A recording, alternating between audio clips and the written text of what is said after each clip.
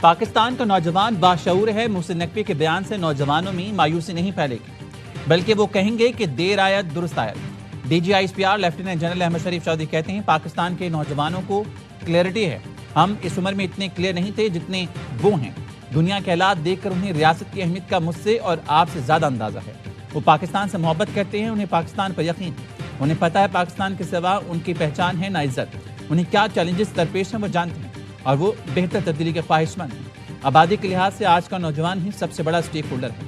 اگر تبدیلی پر بحث ہو رہی ہے تو اس سے نوجوانوں کے حوصلے ٹوٹے، نہ امیدی کم ہوئی۔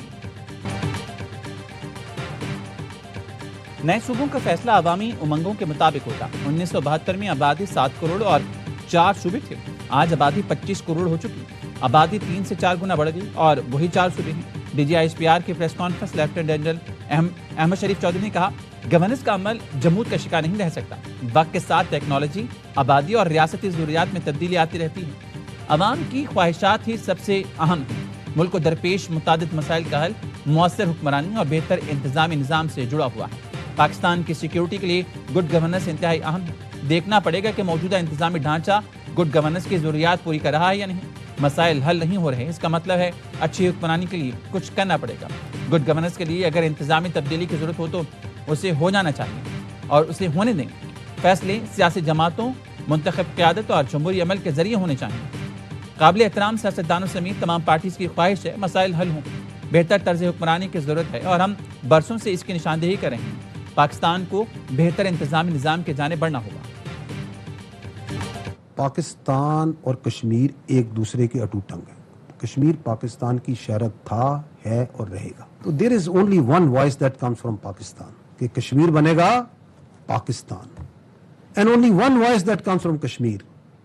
پاکستان ہمارا ہے، ہم پاکستانی ہیں، ہم پاکستانی ہیں، پاکستان ہمارا ہے۔ Nothing can change. پاکستان کی شہرت تھا، ہے اور رہے گا۔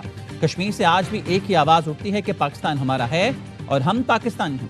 ترجمان افواج پاکستان نے کہا پاکستان کا سب سے لاڈلا بچہ کشمیر، کشمیری چاہے یہاں کا ہو یا وہاں کا ہو، وہ کہتا ہے کہ میری جان پاکستان ہے۔ پاکستان اور کشمیر ایک دوسرے کا ٹوٹ ٹنگ ہے۔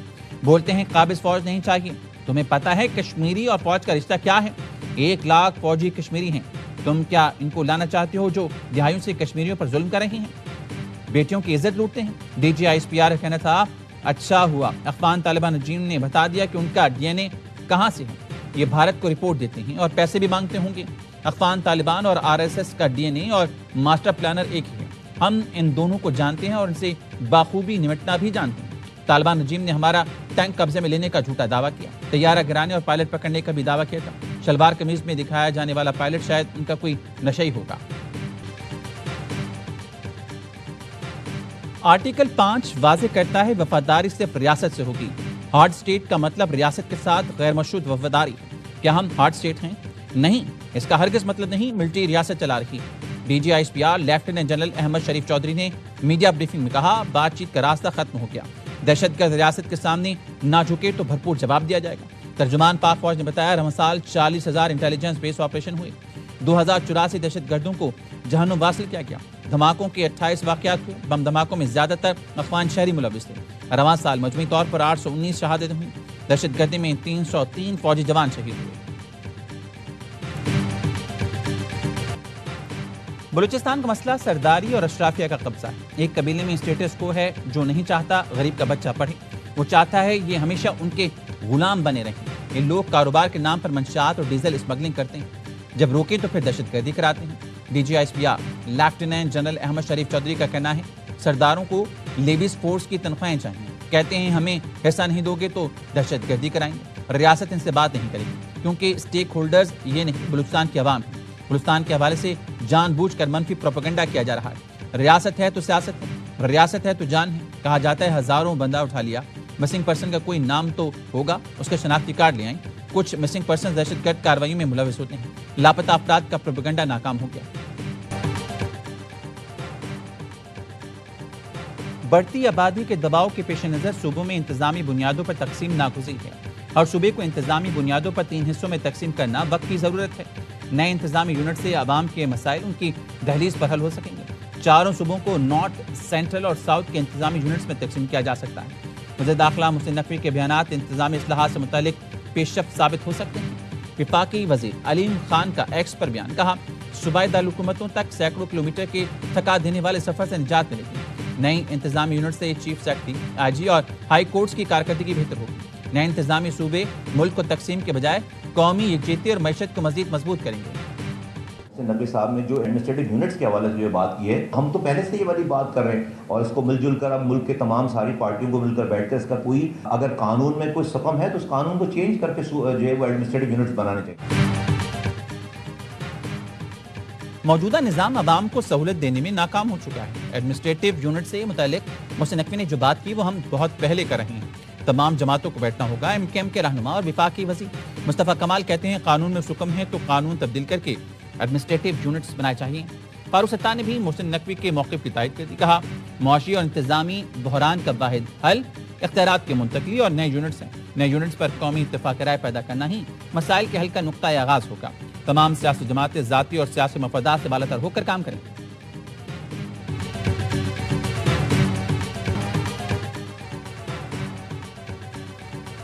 وزیر اعلیٰ سندھ نے نئے صوبوں کی تجویز گھسی پٹی قرار دے دی، کہا محسن نقوی کے بیان کا اشارہ کس طرف ہے مجھے پتا نہیں۔ وفاق میں مسلم لیگ نون کی حکومت ہے، شاید اشارہ اس طرف ہے۔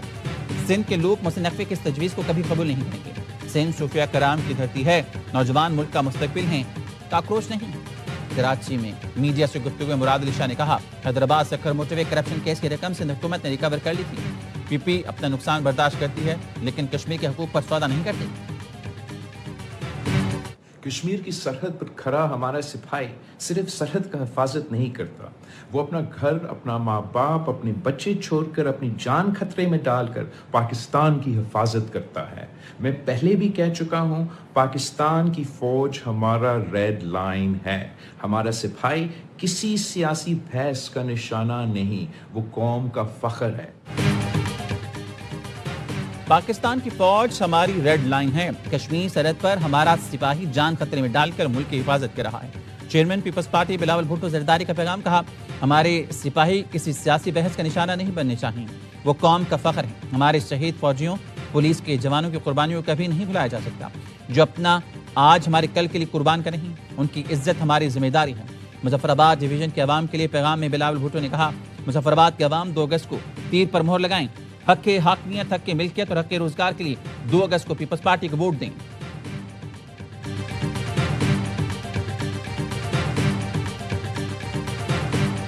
میں نے جتنے بھی بیانات دیے ہیں پچھلے 2-3 مہینے میں کشمیر کے ریفرنس میں یا کشمیر کے کانٹیکسٹ میں یا کشمیر کے جدوجہد ہے اس کے حوالے سے یا اس سلیکشن کے حوالے سے، میں آج بھی اس پہ کھڑا ہوں۔ یہ لوگ جو کہتے ہیں کہ آپ کی سیٹیں ختم کی جائیں، وہ اس طرح کے جمع غفیر سے ڈرتے ہیں۔ ملک کی سیاسی تاریخ میں نیا باب شروع ہو رہا ہے۔ وزیر دفاع خواجہ آصف کا سیالکوٹ میں کارکنوں سے خطاب، کہا کشمیر کے حوالے سے جتنے بھی بیانات دیے ہیں آج بھی اس پر قائم ہوں۔ واضح کرنا چاہتا ہوں اپنے بیانات پر آج بھی کھڑا ہوں۔ میں نے کہا تھا مہاجرین کی سیٹیں ختم نہیں ہوں گی، مہاجرین نے قربانیاں دی، ان کے پیارے شہید ہوئے۔ 60 سال سے بیرون ملک بیٹھے لوگ کہتے ہیں مہاجرین کی سیٹیں ختم کر دو۔ مقبوضہ کشمیر میں کشمیری پاکستانی پرچم بلند کر کے پاکستان زندہ باد کے نعرہ لگا رہے ہیں۔ نون لیگ آزاد کشمیر میں حکومت بنائے گی، کشمیر کاز کو تقویت ملنی چاہیے، اسے کمزور نہیں ہونے دیں گے۔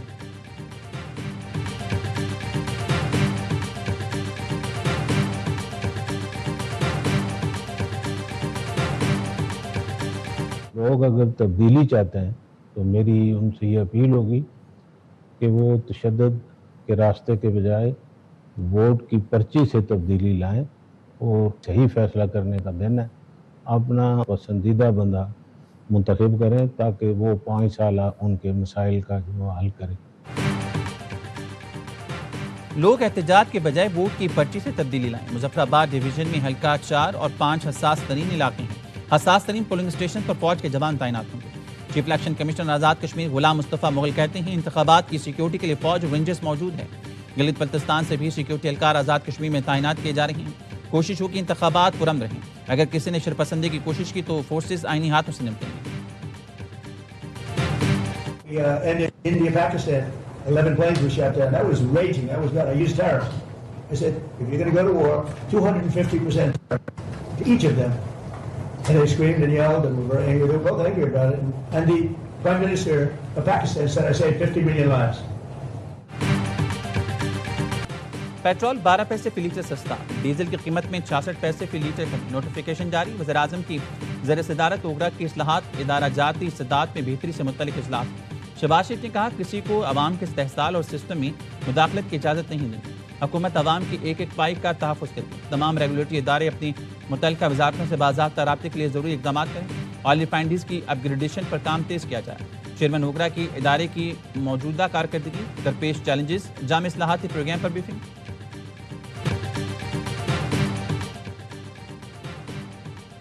तरपारकर में गरज चमक के साथ मूसलाधार बारिश, छाछरो, इस्लामकोट, नगर पारकर में बादल जमकर बरसे। इस्लामकोट में आसमानी बिजली गिरने से बाप बेटे समेत 3 अफराद जान से गए और 3 जख्मी। बारिश से बचने के लिए 10 मजदूरों की दरख्त के नीचे पनाह ली। इसी दौरान आसमानी बिजली गिरी, 3 अफराद मौके पर ही दम तोड़ गए। जख्मियों को अस्पताल मुंतकिल कर दिया गया।